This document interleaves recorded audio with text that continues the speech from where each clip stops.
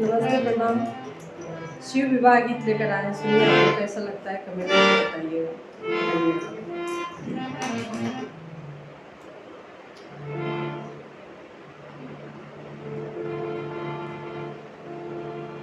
ऐसन शिवानी राम मोहि आता चला ही चला ही कारे।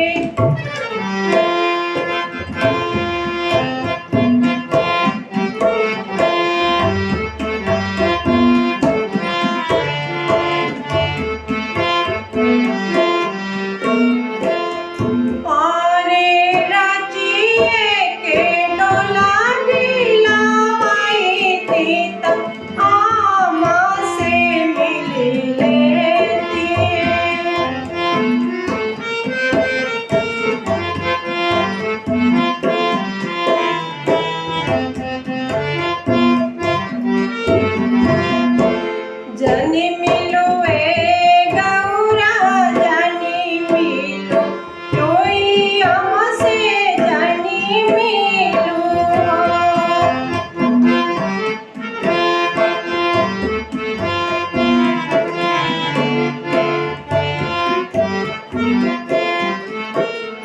आरे जवनिया मांदो भावा पियावत लूलू आवाली तो होई हमसे जनी मिला।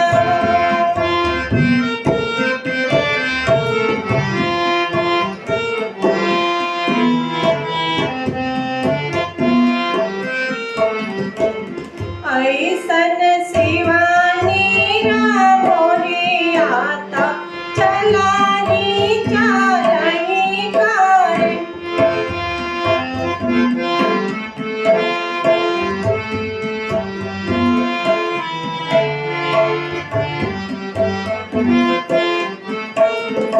अरे शिवाराची के डोला बिला माहिती तर भाभी से मिली लेती है।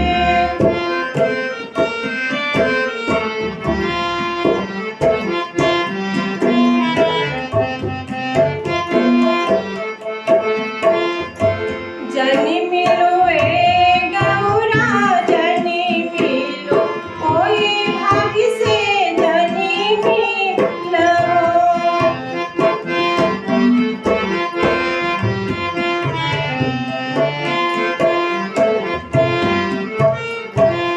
अरे जवनी भाभी बसियालू कावाली त कोई भाभी से जनी मिलो रे।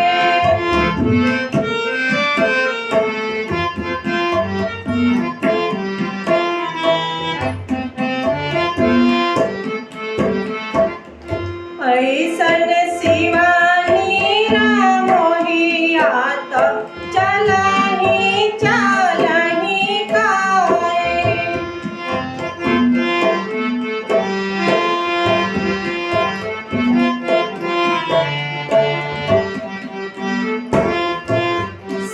शिवाराची के डोला बिला माहिती तर सखी लोग से मिली लेती है।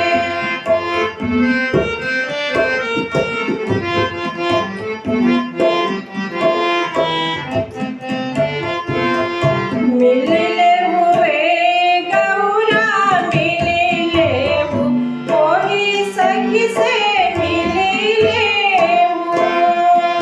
आरे जिनी सखी पनिया पियावली तक कोई सखी से मिलले हो। आरे जिनी सखी पनिया पियावली तक कोई सखी से मिलले हो। आरे जिनी सखी पनिया पियावली